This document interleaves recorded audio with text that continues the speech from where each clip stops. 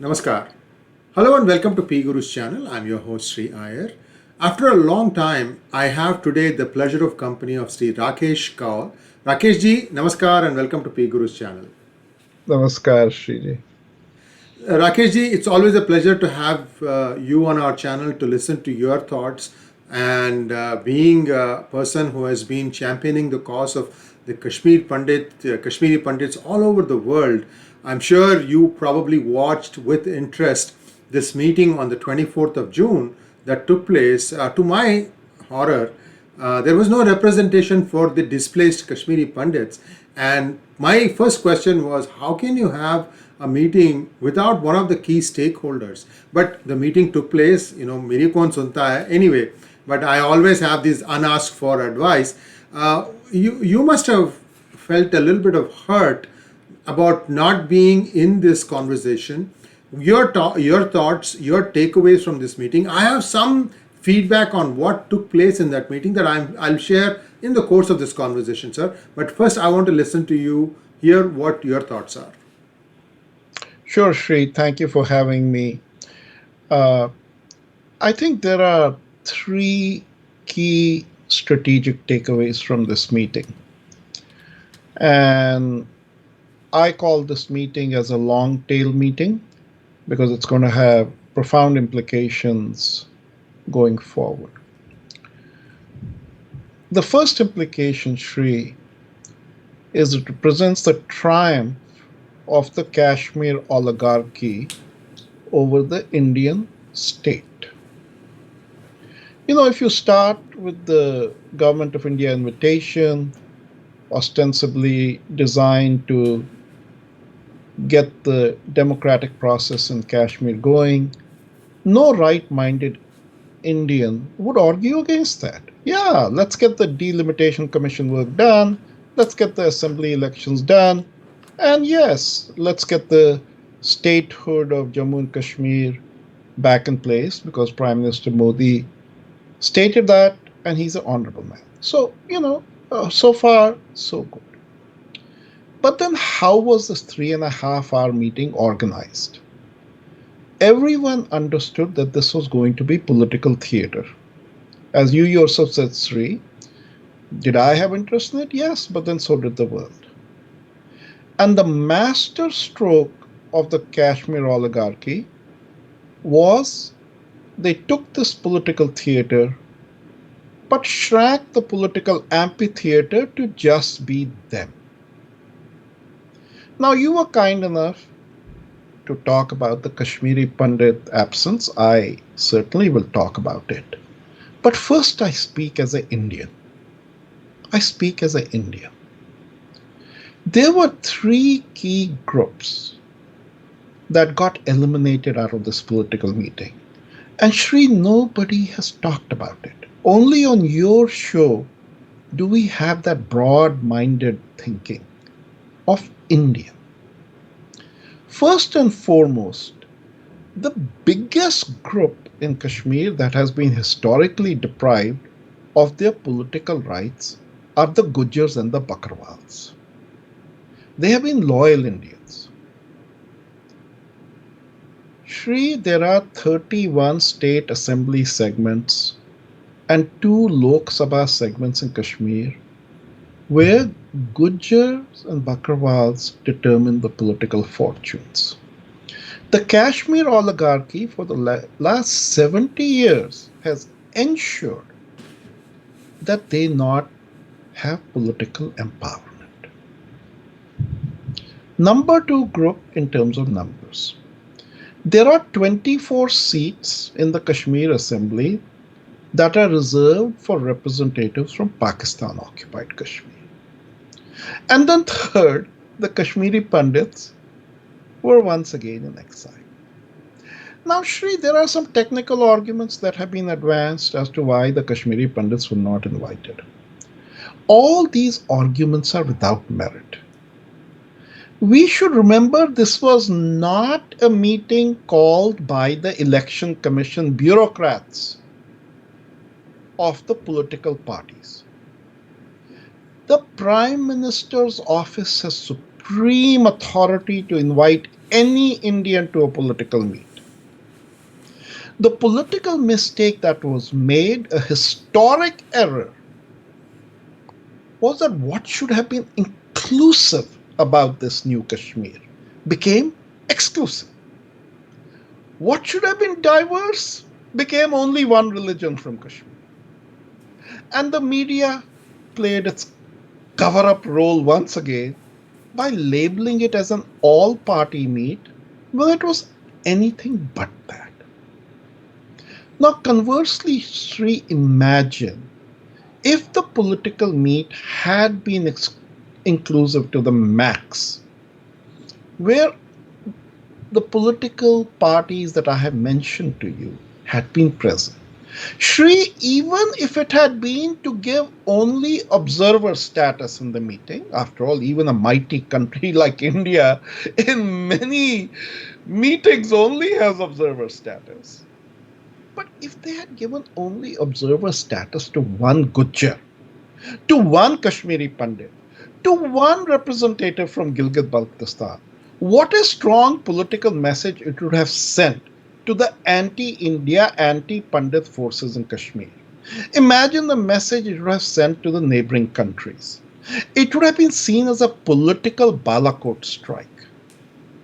The closing of the Indian mind here by the Kashmir oligarchy and their incestuous friends in Delhi has been a signal failure of the Indian polity, and thus has been rightly criticized by most students of Kashmir who wish Kashmiris and India well.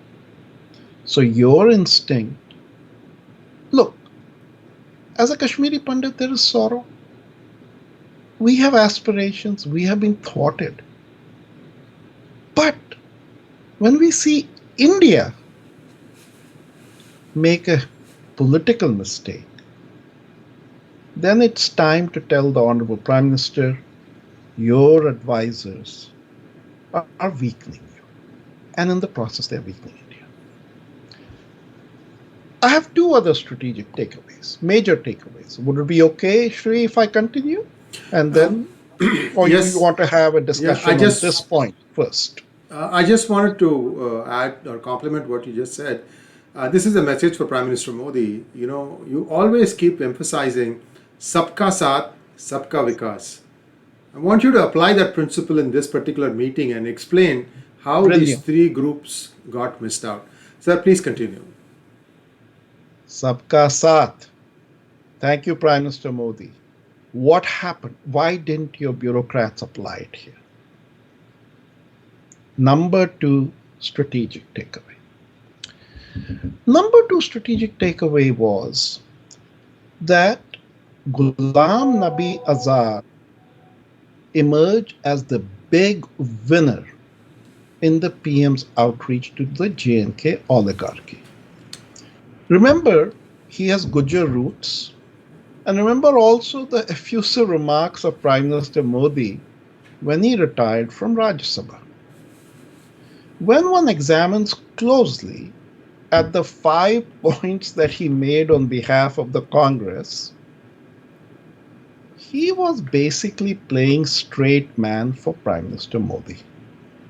What were the 5 demands he made? Delimitation, assembly elections, release of prisoners, domicile protection of jobs and land, and return of Kashmiri Pandits. This will interest your viewers.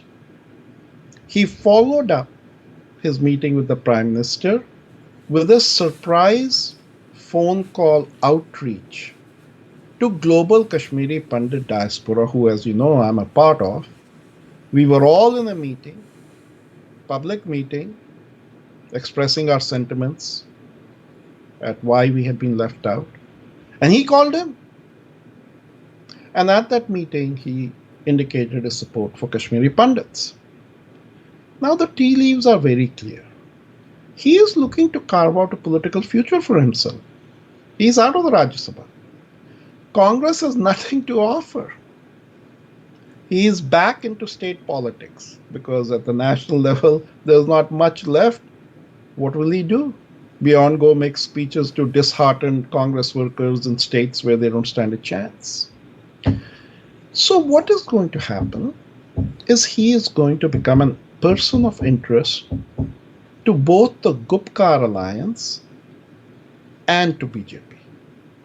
The Gupkar alliance, which is an uneasy alliance, may conclude that if they make him the face and they gain control of Kashmir, they can keep BJP out and share the spoils of Kashmir between them, as they have for 70 years. It's business as usual. BJP needs an ally.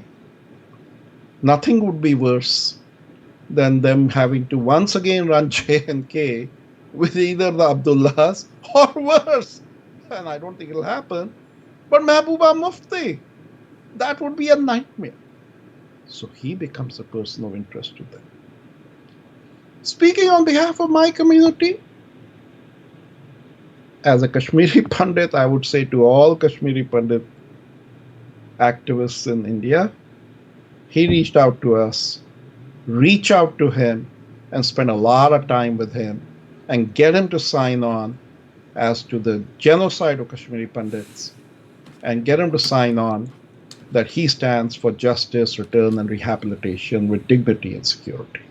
It was very heartrending to understand that here you are, many of the Kashmiri Pandits are still, spending their lives in refugee camps in outside Jammu, and nobody even, for the longest time, they couldn't even vote. I mean, they could vote, but they weren't getting anywhere in terms of getting their lands. Even if they got their houses back, there was no way they could go back there. This, we had talked about this in one of our previous conversations, where we said that India needs to create some sort of an enclave, something a la what Israel has done when they had to go and build Jewish settlements in Palestine occupied area. They used to do that. And so there is a template, there's a playbook. You just have to follow that. And as always, India's army has a fair amount of presence there. I don't see this thing as being a huge challenge. And I don't see any mention of anything of this nature where they're saying that, okay, this is how we are going to do this. And perhaps you need a little bit more gumption and guts to solve this problem, because Rakesh ji, I can tell you, Bengal is halfway to Kashmir, and Tamil Nadu, Kerala, again, they are all knocking on the doors.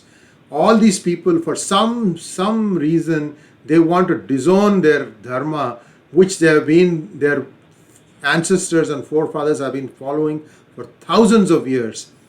And for 30 pieces of silver, they want to sell their soul, essentially. Anyway, so I get a little emotional also about this. I'm going to talk about Kashmiri Pandits and what you touched on, but I want to pick up on what you said. My third and last point.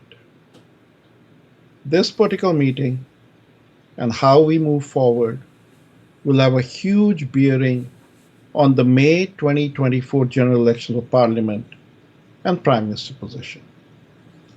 Now, let me walk you through the timeline, Sree. You're a very astute political observer. If Kashmir elections and statehood happens, let's say in 2022, then there will be roughly 1.5 to 2 years experience with the new format of Kashmir. I'm sure you agree with that. That will be enough time for the Jammu folks to figure out whether they are happy or unhappy. Is it back to, once again, the hegemony of the Kashmir oligarchy? So the challenge will be, what is the story that will get spun out so that the Indian electorate sees this as a win, that Kashmir is moving towards a path of peace, progress, and full integration with India, without Islamists, without terrorists having de facto control. Now, everybody knows that once statehood is established, and the local leaders come and run the state, Kashmiri Pandit genocide will get zero attention. if it doesn't get resolved while there is union territory status under the governance of the center. The Indian public will not tolerate that, nor will the Indian diaspora. That means that the center has to sit down with the Kashmiri Pandits and work out a plan on Kashmiri Pandit terms for their return and rehabilitation and justice. This has to happen before this year end, before the state assembly comes in and those guys run the state. The clock is ticking. The government, after 30 years, has still not sat down with the Kashmiri Pandits and said, okay, we'll create a representative group, we'll start working with you, we'll have discussions with you, and we'll put out a plan. We're all waiting for that meeting.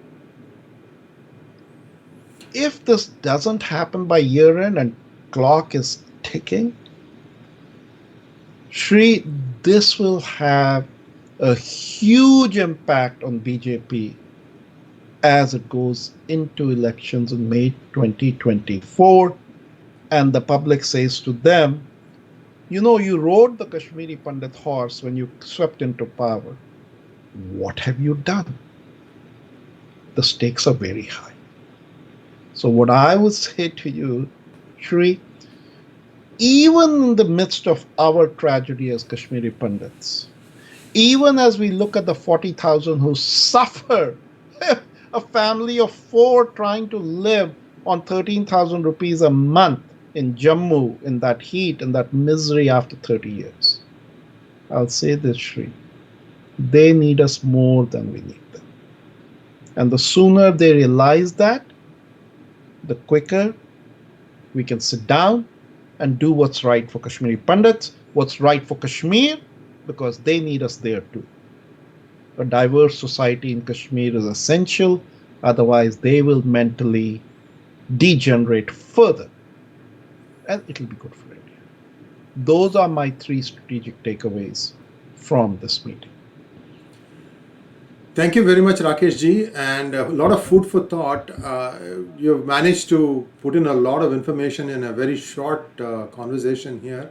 And again, I think this is really, Kali Yuga is where Dharma is standing on one foot. And we really need to help, bring dharmic values back into our society. And this, I think what you said, that if the Kashmiri Pandits don't get justice when J&K is a union territory, there is no justice left after that. So I think that is the most important concern, and I share your concern. And as you told me, I'm a fellow Kashmiri Pandit. It doesn't matter where I was born, because the sentiments, our ideas, our dharmic principles are the same. We are aligned. It doesn't matter which part of the world. A Sanatani is a Sanatani. So I hope that some people from the PM office, I'm not sure PM himself has the time to watch this, but they take cognizance of what is being conveyed here, and it is very, very important. 2019, when Article 370 was abrogated, it brought in such hope. And then after that, we are seeing this complete standstill, and I think that doesn't bode well. I think by now there should have been a plan at least in place to resettle the Kashmiri Pandits, establish tribunals to grant back the property, if not give the same thing, at least an exchange property of equal value, and in a safe place. All those things are all doable. I mean, the only thing I see that has happened is domicile certificate issued to a few people, and a few of them have been gunned down also. So this is the reality today. I hope the government takes notice. And as always, pleasure having you on our channel, Rakesh ji. Thank you very much. All the best. Good luck. Namaskar. Thank you, Sree. Your show is the show for straight thought and clear thinking. I appreciate you having me.